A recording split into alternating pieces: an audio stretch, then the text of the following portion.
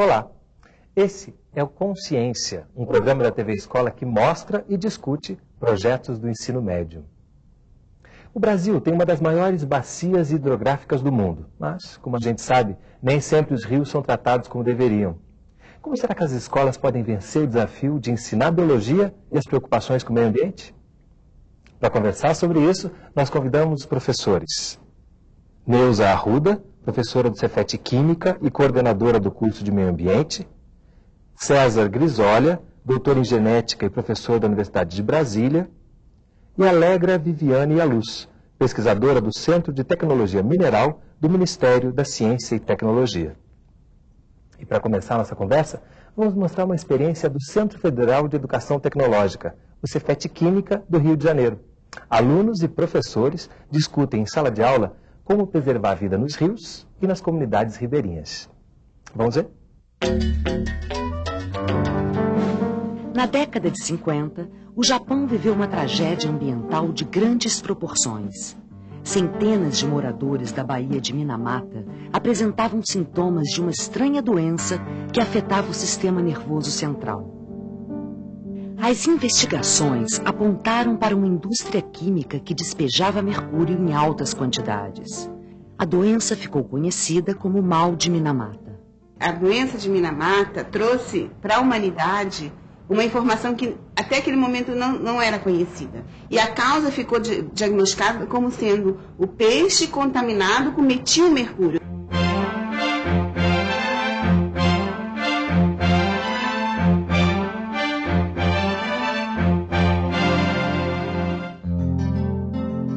Brasil, início do século XXI. Nas mais diversas regiões, atividades industriais e, sobretudo, a exploração do ouro nos garimpos seguem utilizando mercúrio metálico em quantidades suficientes para contaminar rios e cursos d'água. O garimpo é uma loucura, porque sujeira ninguém mostra.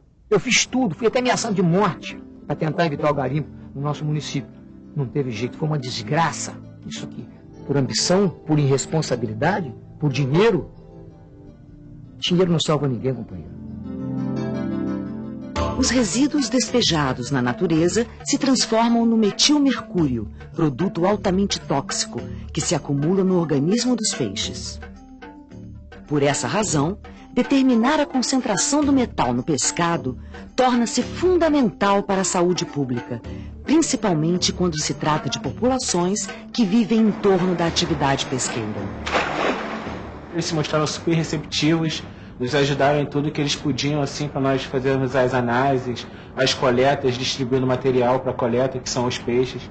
Por que analisar o pescado? Porque o peixe é um bioindicador, é um indicador da qualidade ambiental da água que ele vive.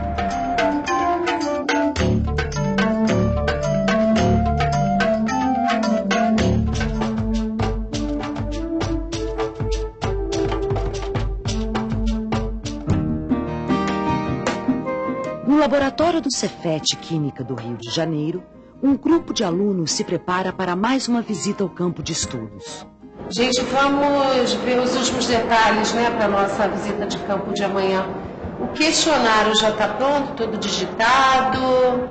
Eles são multiplicadores de um trabalho que está ajudando uma comunidade tradicional de São Fidélis, no norte fluminense, às margens do Rio Paraíba do Sul, a averiguar a saúde do pescado.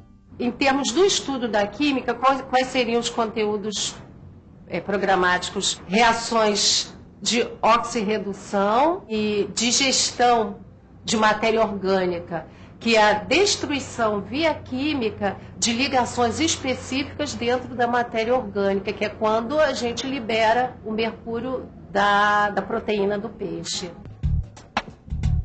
A determinação da quantidade exata de mercúrio é importante, mas exige aparelhagem sofisticada, de custos muitas vezes inacessíveis. O equipamento está em torno de $30 mil com um acessório de análise de mercúrio. Fora a instalação de gás, que tem que ter acetileno, tem que ter óxido nitroso, um ar comprimido. Então, numa comunidade de pescadores, eu acho que não seria muito viável, não. Preocupada com a possibilidade de levar essa avaliação às mais distantes regiões do país, a pesquisadora Alegra Viviane criou um novo método que determina as faixas de contaminação. O primeiro contato que eu tive com a problemática do mercúrio foi em 1991. Fui convidada para fazer um estágio na Alemanha com técnicas analíticas falando de mercúrio. No mesmo projeto, era um projeto de cooperação internacional, fomos ao garimpo, no interior do Mato Grosso. Aí, o contraste entre as duas realidades era tão infinito que eu falei assim, pronto, nunca essas pessoas que estão sendo afetadas pela poluição vão ter acesso àquela tecnologia que eu trouxe, que eu vi na Alemanha, trouxe para o Brasil. Então, isso sempre me incomodou. De repente, eu disse assim, se eu posso fazer glicose no sangue, por que não posso fazer mercúrio no sangue de uma forma tão simples? Aí, lógico que a pessoa que está com mercúrio no sangue já está contaminada. Então eu disse, não, se eu fizer no peixe, eu previno a intoxicação. Quando a doutora Alegra foi ao Cefet para uma palestra, os alunos de imediato se interessaram. A partir dessa primeira palestra, foi crescendo o projeto, nós começamos a parceria, porque nesse primeiro momento foi só uma palestra.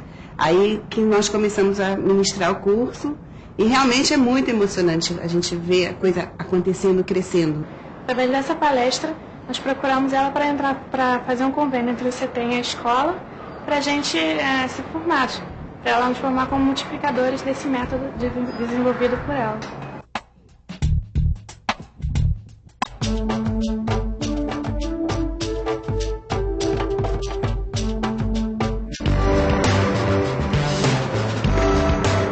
Orientados pela professora Neuza, eles seguem até São Fidélis, perto de uma área de garimpo. Lá, eles colhem amostras da água e principalmente peixes, considerados os indicadores mais adequados da contaminação pelo metal. O mercúrio, né, que é alvo agora no nosso estudo, ele é um contaminante muito sério, exatamente porque ele acumula. O peixe não tem mecanismo de eliminar. Para conseguir um pessoal para fazer um trabalho do índice de mercúrio no Rio Paraíba, do Rio de Janeiro, um dia de sábado, para a gente fazer um trabalho desse, para a gente dar uma atenção ao pescador, é só mesmo o toque de Deus no coração de todos vocês. Nós fomos lá na comunidade, né, pesqueira, e pedimos a ele para separar os peixes mais consumidos naquela área. Aí eles separaram lá curimatã, cascudo, entre outros peixes, e nós trouxemos para cá.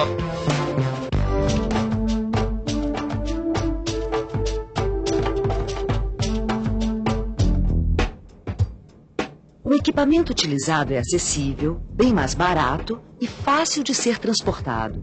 Além disso, ele não exige necessariamente um laboratório nos moldes tradicionais. Os pedaços de peixe foram imersos no meio ácido e deixados em aquecimento no banho-maria por 2 horas. Agora nós vamos efetuar os padrões para comparar com a coloração da amostra com os padrões. Aí você vai determinar a sua faixa de contaminação por mercúrio. Nós colocamos o papel dentro do suporte, onde o mercúrio que se encontra dentro do sistema vai ser carreado através desses dutos pelo ar que é fornecido com uma bombinha de aquário. A água que for carreada junto com o ar será retida no condensador. O mercúrio chegará por esse duto e será detectado no papel através de coloração. É simples o suficiente para que um mini laboratório, pode ser uma cozinha adaptada, né?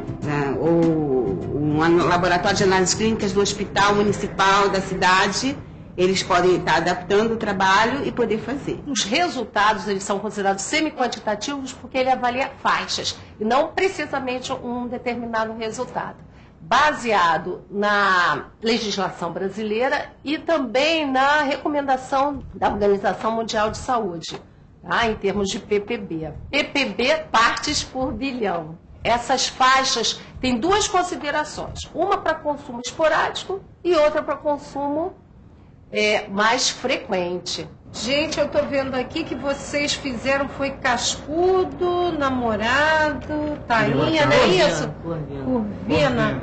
Algum problema na análise? Correu tudo bem?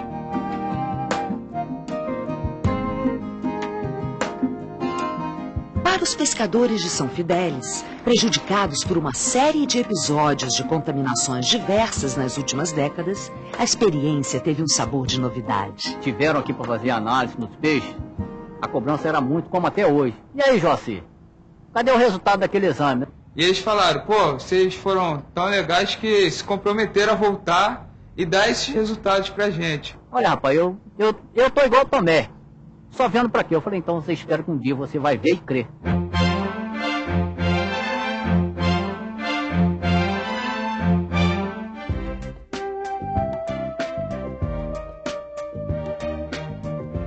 Neuza e seu grupo de alunos do Cefet Química levam a boa notícia aos pescadores e suas famílias. Nós fizemos a análise e pudemos observar que todos os pescados que nós coletamos, que foram o robalo, dourado, colimatã e cascudo, eles encontram dentro dos níveis permitidos de mercúrio. Os alunos todos são extremamente importantes, não só como multiplicadores, mas como motivadores para a gente fazer esforços que às vezes a gente acha que não vai dar conta, né? Nós representamos o Brasil recentemente em Istambul, no evento de meio ambiente. Fomos bem reconhecidos, que houve uma premiação. Eram 20 países, todo mundo, com projetos em meio ambiente. Nunca imaginei, estando nessa situação, eu já ter ido fazer participações no exterior. O projeto foi premiado em primeiro lugar na categoria de Ciências Agrárias, lá em São Paulo, que nos deu uma credencial para participar de uma feira nos Estados Unidos, a ISEF. A gente nem acreditava muito que a gente ia ganhar esse prêmio, mas a gente ficou surpreso e feliz ao mesmo tempo. O aluno que chega com essa bagagem, com esse reconhecimento, ele propaga muito esse entusiasmo. A atividade de pesquisa de campo mostrou-se extremamente motivadora para esses jovens. Para muitos deles, fazer ciência na prática teve o dom de despertar vocações e dar um sentido muito mais amplo à palavra cidadania. O papel do pesquisador não é só trazer soluções para o que ele gosta, mas sim trazer soluções para a sociedade. Rapaz, quem que não vai apoiar um trabalho maravilhoso desse, rapaz? Mas vocês estão provando que o peixe está saudável, que o fidelense pode consumir o nosso peixe. Isso aí, pra gente, a gente não tem nem como pagar.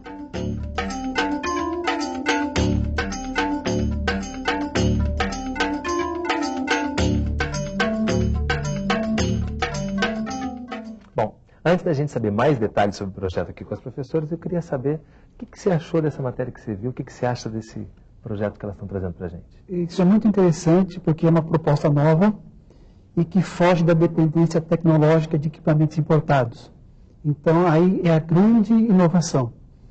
E nós vemos também uma questão de preocupação ambiental, em termos de risco, porque o mercúrio ele está aumentando em quantidades no meio ambiente, principalmente nos rios, devido a atividades industriais, devido à questão do garimpo e as questões de desmatamento ambiental. O desmatamento também acaba poluindo os rios, acaba podendo chegar a fazer todo esse ciclo de contaminação dos peixes e humanos? Nós sabemos que o mercúrio é um componente natural dos solos. Com o desmatamento, ocorre, e com as chuvas, consequentemente, ocorre o carreamento de mercúrio para dentro dos corpos d'água. E o mercúrio, uma vez presente nos rios, ele vai entrar nas cadeias ecológicas, desde as algas, peixes herbívoros e peixes carnívoros, e as pessoas que, porventura, se alimentam de peixes, então, em última análise, acaba no homem. O mercúrio que a gente usa em casa, mercúrio cromo, o mercúrio do termômetro, como é que a gente pode saber de que mercúrio a gente está falando, o que é perigoso e o que não é? Bom, na realidade, respeito a gente precisa ter com todas as formas químicas do mercúrio, né? Algumas são mais tóxicas, outras não.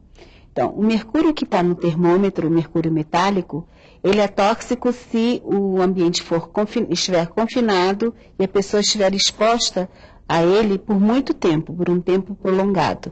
É o caso de alguns trabalhadores de indústrias de cloro-soda, na própria fabricação dos termômetros, de alguns medidores de pressão. Então, esses trabalhadores precisam usar equipamentos de proteção para se resguardar do contato ao vapor de mercúrio. O outro grupo de trabalhadores são os garimpeiros, que usam o mercúrio para amalgamar o ouro e queimam a amálgama sem nenhuma proteção. Com isso, eles acabam absorvendo mercúrio pela respiração. No caso, um outro tipo de mercúrio, uma outra forma química que o professor citou, é o metilmercúrio, que é formado através da ação de bactérias que existem no solo, naturalmente, e acabam se acumulando através do peixe, chegam ao ser humano e, ao longo de muitos anos, como ele é cumulativo, ele acaba provocando lesões irreversíveis. Neuza, qual a importância que você vê de um projeto como esse para um centro como o Cefet de ensino médio? Bem, projetos que transcendem a sala de aula, que levam o aluno para a rua, e o que é mais importante para uma comunidade, uma comunidade que não tem um acesso tão direto no seu dia a dia a centros de tecnologia, ou centros de educação, eu acho que eles sempre têm que existir. Acho que o professor tem sempre que dar valor a esse tipo de coisa, porque isso que é enriquecedor. A aprendizagem fica muito mais concreta. Muito mais concreta. O aluno, você consegue perceber a dinâmica que ele dá ao seu próprio trabalho, a maturidade que ele adquire.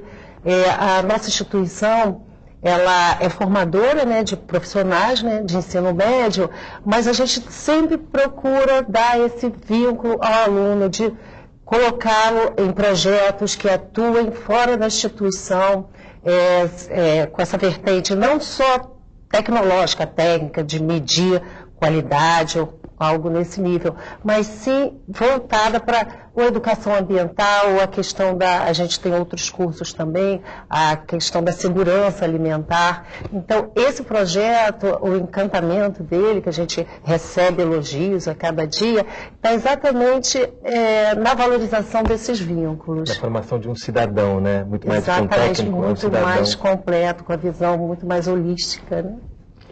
Ok.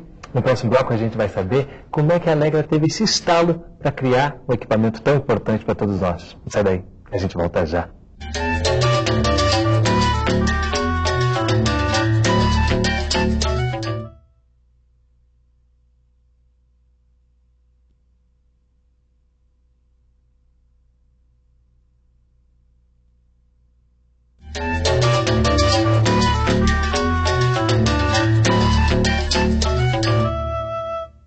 O programa Consciência está de volta, conversando sobre o projeto Pescando Soluções, com Neuza Arruda, César Grisolha e Alegra Viviane Yaluz.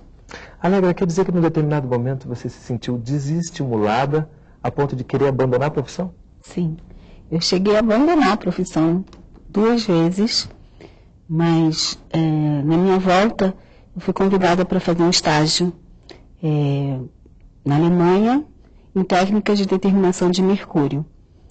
Passei 2 meses em Instituto de Pesquisa de Ponta lá, e na minha volta nós implantamos os sistemas, as técnicas que eu aprendi lá aqui no Rio, no CETEM. No mesmo projeto, então eu pude conhecer a realidade do garimpo. E assim a história começou. Uma realidade bem diferente daquilo que você tinha visto lá, como você falou no vídeo. Isso, como eu falei no vídeo, é uma realidade muito diferente. E aí você teve uma ideia, você teve um estalo. Como é que foi essa eureka? A ideia e o estalo não foram automáticos, Demoraram quase 3 anos para acontecer. E foi numa época que minha mãe estava bem doente, ela precisava monitorar a glicose no sangue durante 2 ou 3 vezes por dia, para ver se ia precisar tomar insulina ou não. E eu já estava fazendo doutorado nessa época, mas, como eu falei, meio desestimulada, tudo muito teórico, E de repente eu tive a ideia, se eu posso fazer glicose no sangue de uma forma tão simples que eu posso fazer em casa, então posso talvez fazer mercúrio no sangue também, porque eu já estudava mercúrio nessa época. Aí depois eu pensei, mas mercúrio no sangue a pessoa já está doente. Se eu fizer no peixe, dá para prevenir a intoxicação. E aí virou a mesa, As dificuldades sempre tem, o desestímulo era muito passageiro e rapidamente voltava o desafio de conseguir ter uma solução de baixo custo para que pudesse ser espalhada por todas as localidades onde o problema já existia nessa época. Isso foi em 93, 94. E isso está sendo levado agora pelos alunos do ensino médio, né? Como é que se deu esse seu encontro com esses alunos? Bom, desde o início do meu trabalho, assim, da concretização, demorou um pouquinho entre a ideia acontecer e a concretização. Mas depois da concretização eu sempre tive muita vontade de divulgar os resultados e tentar conseguir parcerias para que aquilo pudesse ser multiplicado, né? E o encontro com a Escola Técnica foi muito importante, principalmente porque meu primeiro trabalho, minha formação como técnica em Química foi na Escola Técnica. Então foi muito emocionante. Foi um retorno às origens, exato. A primeira palestra que eu dei foi um momento bastante forte e me emocionou muito. E a partir daquela primeira palestra, então, nós começamos a buscar alternativas de parcerias, porque como um curso técnico, e eles também têm escolas técnicas espalhadas pelo Brasil inteiro, mais de 80, 90 institutos em localidades as mais distantes. Então, eles poderiam estar sendo formadores de outros usuários. Quer dizer, nesses locais poderiam ser feitos centros regionais de treinamento para formar multiplicadores. E Neuza, como é que foi essa chegada dela lá, essa receptividade pelos alunos? Como é que se deu esse interesse dos alunos, especialmente? Realmente foi uma questão muito especial, porque é característico, é bastante notável isso, porque todas as pessoas que travam contato com o trabalho da Alegra sempre ficam muito encantadas, né? Isso é notório. E imagina os alunos em formação, né, num centro de tecnologia, né, eles vão ser profissionais de área, né, da área de meio ambiente, da área de alimentos. Imagina os alunos naquele fervor, né, da sua adolescência, pegar, né, terem a oportunidade de trabalharem, né, num projeto tão bonito quanto é o projeto da Alegra, né? Então eles ficaram fascinados, me procuraram, eu como professora deles, né, coordenadora do curso, me solicitando que travassem contato para que eles fossem esses multiplicadores, né? Segundo esse modelo que a Alegra falou, né?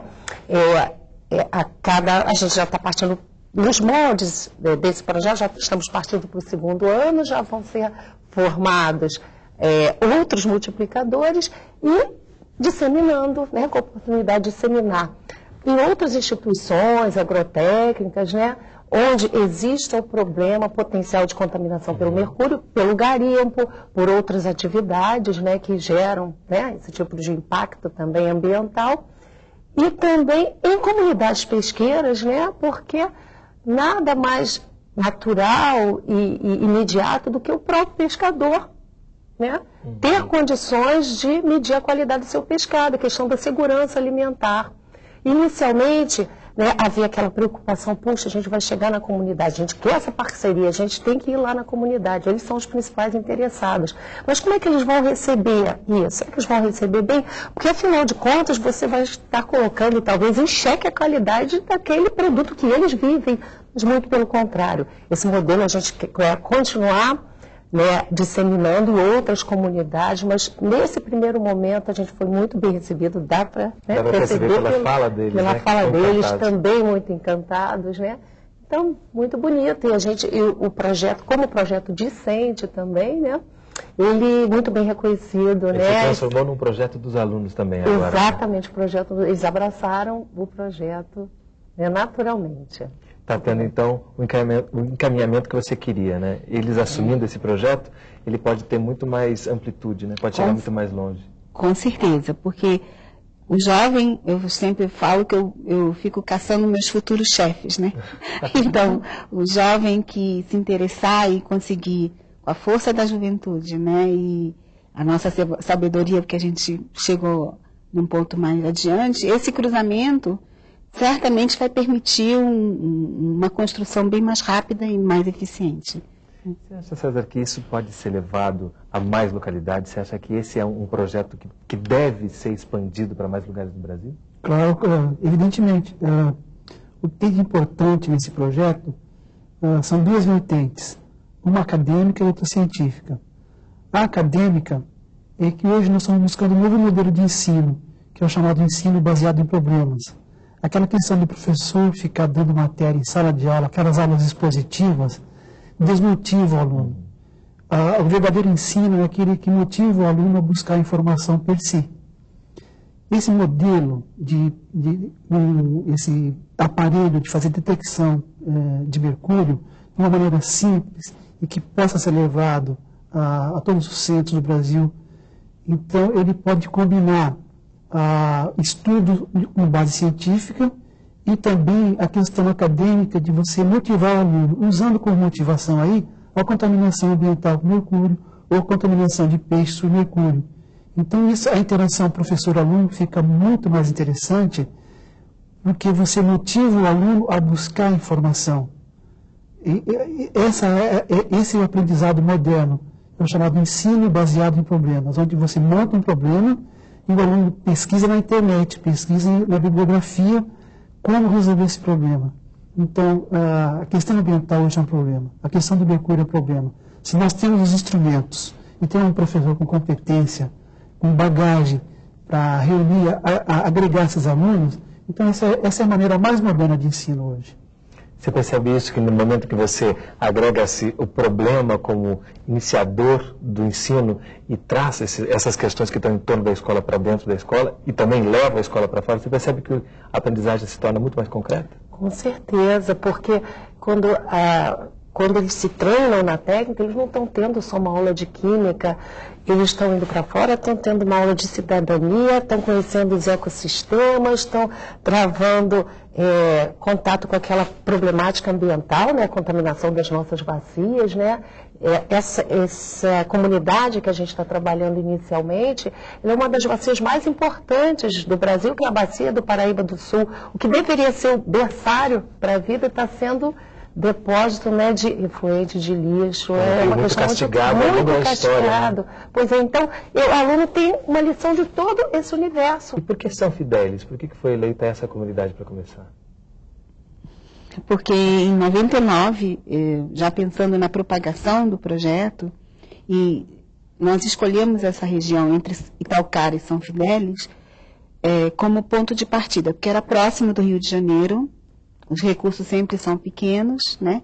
Então nós conseguimos verba para poder fazer um pequeno estudo lá, para ver se aplicaria a gente divulgar esse trabalho. Isso foi anterior ao trabalho com a escola técnica. Então foi feita uma avaliação do pescado mais consumido em Itaocara e São Fidélis, para depois ver se seria necessário implantar um mini laboratório lá com os recursos de análise, né? Nesse primeiro momento, aí voltei para dar os resultados primeiro, e a dificuldade que a Neuza, graças a Deus, não sentiu, eu senti bastante no primeiro contato, porque eles são muito desconfiados, e o discurso era assim, não, porque o pesquisador vem aqui, pega as amostras, e depois não traz o retorno, né? E eu, meu Deus, então tem que voltar, né? Eu falei, não, eu vou voltar para comunicar a vocês os resultados. Aí eles sempre assim, independente do resultado, nós fazemos questão de saber. Mesmo que a gente está incorrendo no risco de perder o nosso sustento, né, porque são pescadores, nós preferimos saber a verdade. Falei, não, eu tenho o compromisso com a verdade, eu vou trazer os resultados. Então a gente deu... eles tiveram assim, bons resultados, realmente só uma das espécies chegou num limite não muito crítico, é o limite máximo para o consumo contínuo, que é o dourado, que é uma espécie carnívora, mas eles ficaram muito satisfeitos exatamente com o retorno. Então, quando nós começamos o nosso trabalho com a escola técnica, mesma coisa, a proximidade facilitou que a gente poderia, com pequena verba, o deslocamento, já tinha os contatos com os líderes da comunidade, eles aceitariam, nós entramos em contato com os líderes, que é o seu Jaci e o seu Dominguinhos, e comunicamos, olha, nós estamos fazendo trabalho com a escola, eles gostariam de visitar, pois não, as portas estão abertas, e assim foi. E os alunos, antes de ir a São Fidélis, antes de ir a campo, qual é a preparação teórica que eles têm? Bom, eles têm um mini curso que inicialmente cerca de 12 horas, Alegra, ela ministra uma palestra que fala de toda essa questão do mercúrio, né, toxicidade, questão da biomagnificação, concentração, e o kit, né, uma palestra, né, e algumas aulas laboratoriais. Depois, eles vão se treinando na técnica, tá, um pouco mais livremente, né, mas aí eles já abraçaram a ideia, né. Já está acontecendo. Exatamente. Biomagnificação especificamente é o quê? Biomagnificação é o fenômeno de concentração, aumento, né, das quantidades ao longo da cadeia alimentar. Tá? Então, o peixinho pequeno, né, que se alimenta próximo ao sedimento, por exemplo, o mercúrio, né, tem uma tendência a se depositar próximo ao sedimento, ele vai se alimentar, ele vai consumir uma quantidade de mercúrio. O peixinho um pouco maior vai comer desse peixe pequeno, né? Aí vai concentrar, porque não tem mecanismos de eliminação eficiente. E assim por diante ao longo da cadeia alimentar, da cadeia trófica. E geralmente no final dessa cadeia, os peixes maiores são esses que a gente vai se alimentar depois? Exatamente. Na realidade, o risco maior de magnificação é para os peixes carnívoros. Então, quando o peixe é carnívoro, ele, além da bioacumulação, ele ainda tem um fenômeno de biomagnificação, que a partir do momento que ele come outro peixe, né, ele vai estar acumulando mercúrio que já está no sangue dele e mais o que está no tecido muscular do peixe menor. E como ele não elimina com eficiência esse mercúrio, ele acaba acumulando no organismo. E como é que, vamos supor então que a gente acompanhou essa cadeia toda alimentar e o ser humano se alimentou desse peixe? Como é que isso pode afetar a saúde da gente? Bom, nós temos dados de pesquisas com comunidades indígenas, principalmente os Munducurus e os Caiabis, onde a base dietária deles é peixe, né? A tendência é de você encontrar mercúrio concentrado no cabelo, né? O mercúrio ele é neurotóxico, ele causa toxicidade do sistema nervoso central, ele causa toxicidade ao rim, né? Então, concentrações baixas, ainda o organismo assimila. Mas quando essas concentrações começam a aumentar, né, indivíduos ou comunidades que consomem poucos peixes, eles têm concentrações baixas de mercúrio que não atingem níveis tóxicos. Mas aquelas comunidades onde a base alimentar é peixe, então alguns indivíduos podem concentrar mercúrio no organismo, porque, como foi dito, eles não têm como eliminar. Daí sim você pode ter surgimento de alterações neurológicas, como deficiência de visão, alterações renais. Né? Para a gente não assustar muito as pessoas, como é que está a situação dos nossos rios em relação à contaminação de mercúrio? Olha, isso varia de rio para rio. Né? Agora, aqueles rios onde o garimpo foi muito explorado, né, você vai encontrar um pouco mais de mercúrio. Mas a natureza também ela consegue se recompor. Né? Então, a questão de contaminação é proporcional à intensidade de derrame de mercúrio. Então, essas regiões auríferas, né, onde houve uma exploração muito grande com de mercúrio, ainda tem mercúrio no solo, ainda tem mercúrio no sedimento dos rios. Né? Nós temos também aves que se alimentam de peixe, por exemplo, algumas garças, né? E nós já encontramos mercúrio no fígado dessas aves. Né? Então, a questão extrapola o ecossistema aquático. Né? No Pantanal, nós temos dados com garças que se alimentam de peixes. Na entrada da Transpantaneira, né, existe um garimpo imenso. Né? E ali existem muitas aves. Então, já foi encontrado resíduos de mercúrio em altas concentrações, né? Em garças que se alimentam de peixes. Ou seja, pode ser bem mais perigoso do que a gente imagina, né? Porque existem várias fontes contaminadoras de mercúrio. Você tem o mercúrio da indústria química, você tem o mercúrio liberado pelos garimpos, e você tem o mercúrio como elemento natural do solo, e que pelo fato da devastação ambiental, você tem desmatamento, esse solo fica desprotegido, e quando chove, ocorre a erosão do solo para os corpos d'água, e você tem contaminação aquática de uma maneira imprevisível. Né? Ok, a gente vai falar ainda mais sobre os resultados desse projeto no próximo bloco. Não sai daí, a gente volta já.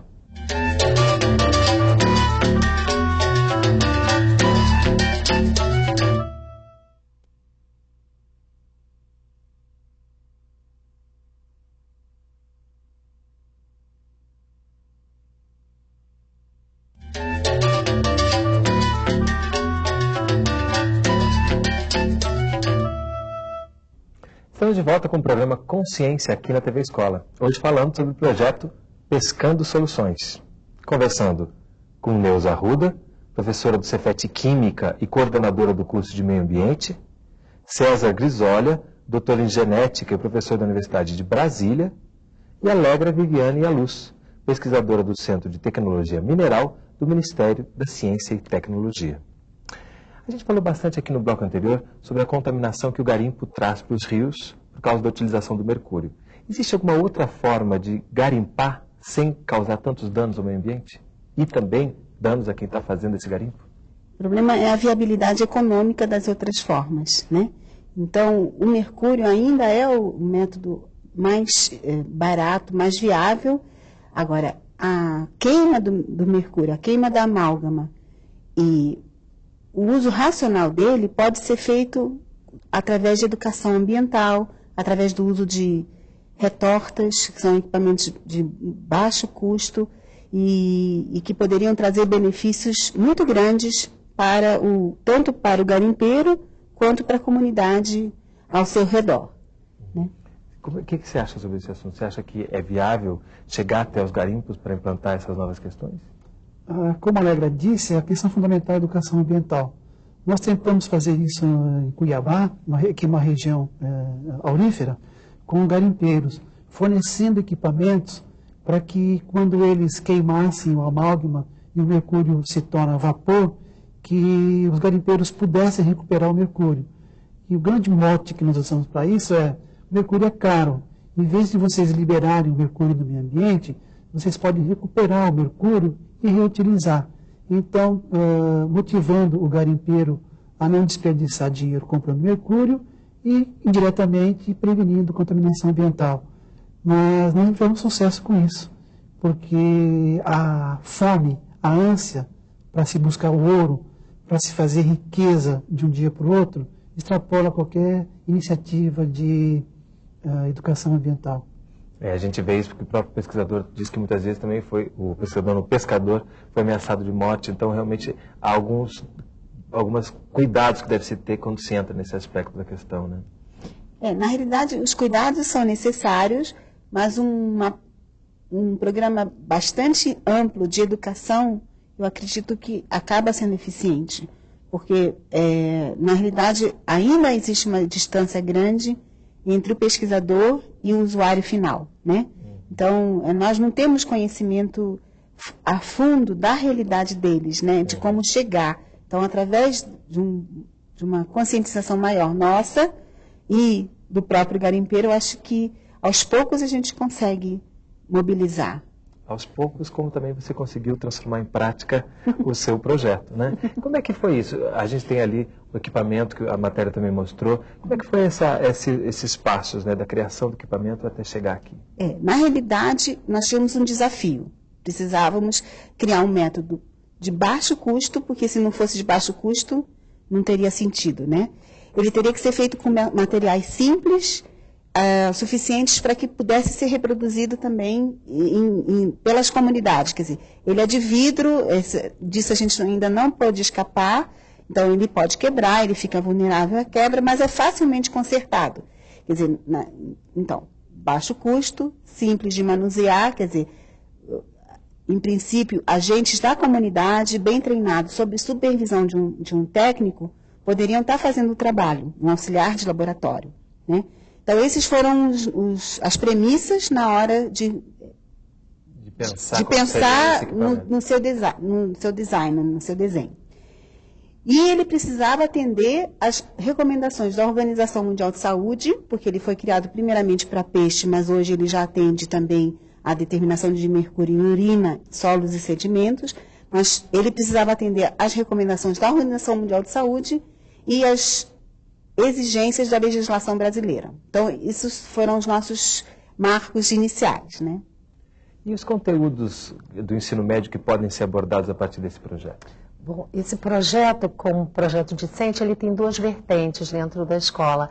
Uma para o curso de alimentos, que trata da questão de segurança ambiental, segurança alimentar, desculpe.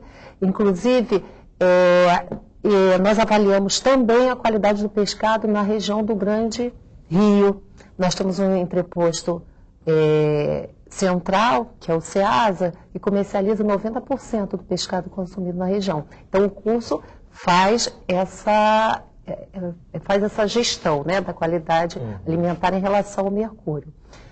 Dentro do laboratório, como uma aula prática de química, ele trata várias reações, porque existe uma sequência de reações químicas que acontece dentro desse kit.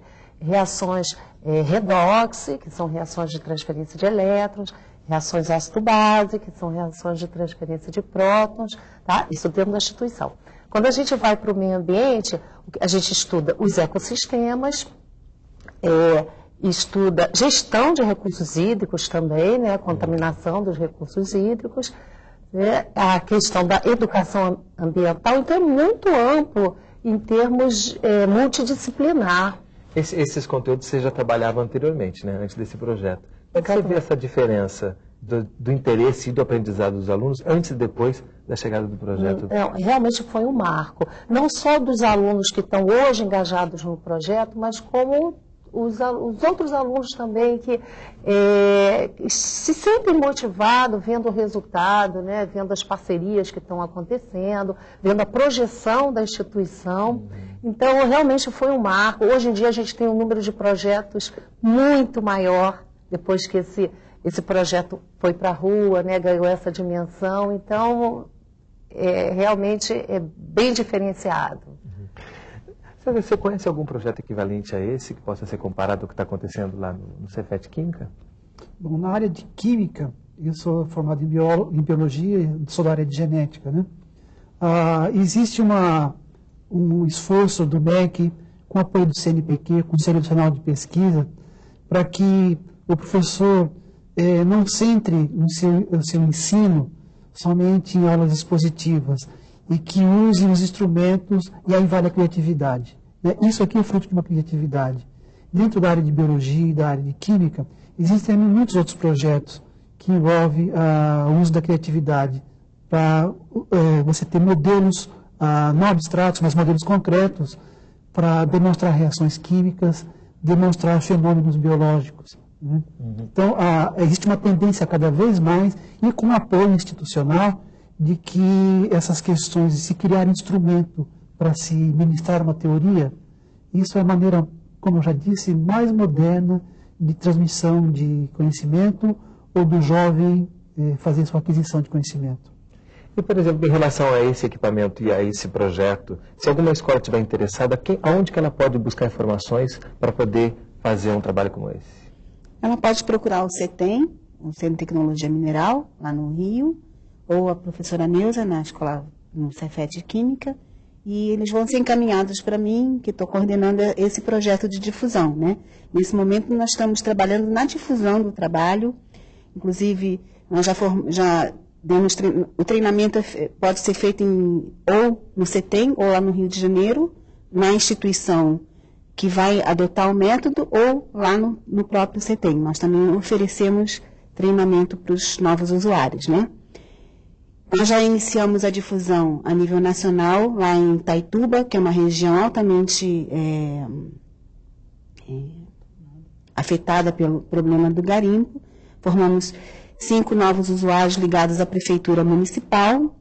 Já demos treinamento na Indonésia, né? E já demos treinamento. Já ganhou o mundo o projeto. Já, e já demos treinamento também para usuários do Zimbábue, do Sudão, do Laos e outro usuário da Indonésia, que vão ser multiplicadores nos seus países. A gente espera que até meados do ano que vem nós já tenhamos todo o projeto implementado, pelo menos nessas instituições que enviaram seus usuários, e a partir dessa consolidação nós pretendemos difundir nesses países também ou nos seus vizinhos, porque o problema da mineração em pequena escala e da poluição por mercúrio, ela não se resume ao rio ou à cidade onde a atividade acontece.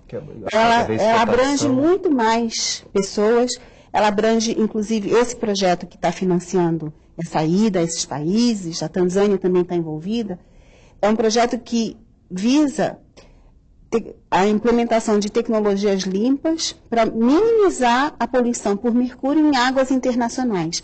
águas que transbordam só aquela localidade onde aquilo acontece. Como o professor bem citou, o afetado normalmente não é a pessoa, não é o usuário. O afetado é o consumidor do pescado mais à frente, porque o mercúrio, por ser persistente, ele acaba sendo transformado e acaba sendo acumulado no peixe e muitas vezes leva 10, 15, 20 anos para os sintomas aparecerem. Então a gente não pode ficar tão tranquilo, porque hoje não tem problema aparente, né? Hoje os problemas podem estar se confundindo com outros tipos de problemas nacionais, né? E esses peixes que a gente consome, que a gente compra em supermercados ou em mercados, a gente pode ter uma segurança que a gente não está correndo esse risco? Não, na realidade, o consumidor, de um modo geral, ele não consome peixe todos os dias, 7 dias por semana. E ele não consome somente peixes carnívoros. Ele consome peixes herbívoros, ele consome outro tipo de carne branca, né? Falando em termos de risco, quem corre mais risco nesse processo como um todo? São aquelas comunidades ou aqueles consumidores onde a base dietária é peixe. Então, o risco maior são, que eu vejo, e os resultados que nós tivemos, são com comunidades indígenas. Porque os caiabis, os munducurus, a fonte de carboidrato é da mandioca ou da farinha.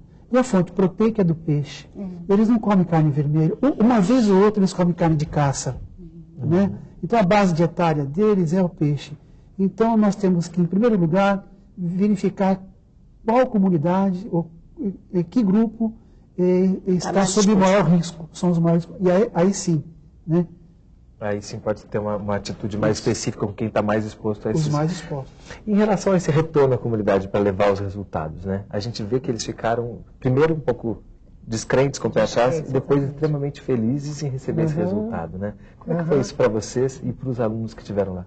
Porque o que acontece é que existem muitas teses de mestrado, muitas teses de doutorado, que escolhem algumas comunidades para obter resultados analíticos, compilar aqueles resultados, publicar o seu trabalho. Mas não se preocupam, às vezes, de retornar, dar um retorno àquela comunidade que te recebeu, né? De certa forma, ajudou com o seu trabalho. Isso já tinha acontecido com a comunidade deles. Então, quando nós chegamos lá, eles já nos preveniram em relação a isso, né? Já mostraram que eles tinham receio de que acontecesse aquilo de novo, que eles estavam abrindo as portas para a gente, mas um retorno para a comunidade, né, que eles próprios respeitam muito, era importante. E a gente chegou num momento muito importante. Tinha acabado de haver um desastre,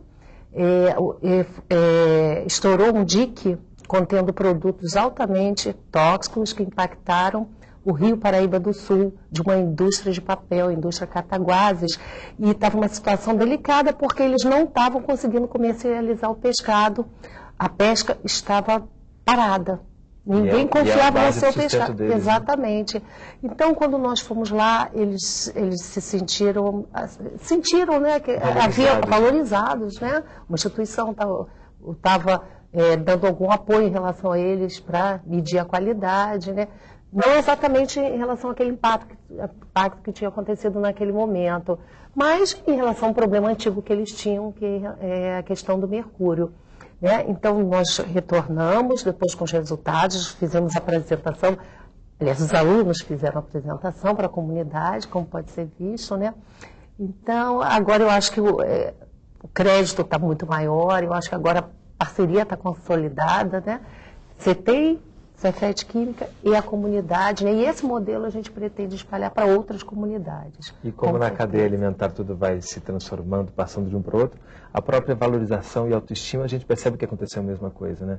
Aquilo que acontece com o aluno, que está participando ativamente de uma solução ambiental, acontece na comunidade também, né? Como é que você se sente sabendo que você foi o pontapé inicial disso tudo? Não tem palavras, né? Muito bom. Eu realmente só sou a detonadora, mas o mérito, eu acho que é de todos, né? Dos colegas do CETEM, dos colegas da escola técnica, dos alunos principalmente, porque abraçam as causas, dos alunos de iniciação científica que me acompanham desde 98, 99, que eu venho orientando projetos de iniciação que ajudaram a consolidar o método primeiramente, depois a difundir ele, depois a estudar novas aplicações. Então, realmente é muito bom. Muito gratificante. Né? Com relação à questão da comunidade indígena, eu acho que vale a pena ressaltar que o nosso retorno para essa comunidade foi o seguinte: esclarecimento sobre a questão, né, porque para isso, para os índios amazônicos, isso é uma questão nova, o garimpo lá para eles é recente. Então, o que nós estamos discutindo com a comunidade indígena é diversificar o consumo de peixe em termos de espécies. Se alimentar de espécies de couro, espécies de escama, né, e eles têm o hábito de consumir também castanha do Pará. E nós sabemos que a castanha do Pará é rica em selênio. E o selênio ele ajuda a eliminar mercúrio. Né? Então, uma maneira de tentar minimizar esse problema é o esclarecimento a um povo que não tem o conhecimento científico. Né? Em termos de legislação, como é que a gente está em relação à contaminação de mercúrio? Nós nos baseamos nos índices estabelecidos pela Organização Mundial de Saúde. Acima de 10 ppm, 10 ppbs, 10 partes por bilhão por ml de sangue, já é considerado um nível crítico que pode desencadear processo de intoxicação. Então, esse aí é o divisor de águas. Né? As pessoas que são rastreadas, são estudadas, nós percebemos que elas estão com 2 ppbs, e depois de um certo tempo passam para 5 ou para 6, significa que elas têm que tomar uma providência, ou o sistema de saúde, os órgãos responsáveis na área de ambiente e saúde, tomar providências para que essas pessoas não acumulem níveis acima de 10 ppbs. No caso do peixe, a legislação brasileira permite você ter até 1000 ppbs no pescado, porque assume que o brasileiro consome pouco peixe, né? No caso, é diferente da realidade do Japão que a gente viu na matéria, né? Exato. Que consome muito. Então, mas para a Organização Mundial de Saúde, eles recomendam que para consumo frequente tenha até 300 ppbs, 300 nanogramas por grama, e para consumo eventual tenha até 500 ppbs. Então, na nossa realidade, o que a gente vai precisar fazer realmente é um estudo de hábitos alimentares de cada população. No caso específico de Itaituba, por exemplo, que é uma cidade que tem bastante contaminação por mercúrio, provocada pelo garimpo, nós temos vários grupos da comunidade. Grupos que se alimentam 3 vezes por dia de peixe, farinha e açaí, é a alimentação básica deles, e tem pessoas que comem uma vez por mês, porque a cultura lá são pessoas que vieram de outros estados e não têm o hábito de comer o peixe. Então, dependendo da comunidade, você pode, então, estabelecer limites mais rígidos, né? Ou orientar a diversificação do consumo, mulheres grávidas comer peixes não carnívoros. Eles próprios já sabem qual é o peixe que é carnívoro, qual que é não tem problema. E assim, eles vão poder se organizar para evitar a intoxicação. Importante que esse projeto está dando um estímulo para que se continue esse conhecimento, né? Para que se possa conhecer tudo isso para não se ter problemas no futuro, né? Alegra, parabéns pelo seu projeto. Obrigada pela oportunidade. Obrigado por estar aqui conosco. Neuza, parabéns, muito obrigado. Obrigado pela oportunidade. César, muito obrigado. Obrigado pelo convite. E esse foi mais um programa da série Consciência, aqui da TV Escola. Obrigado pela sua audiência.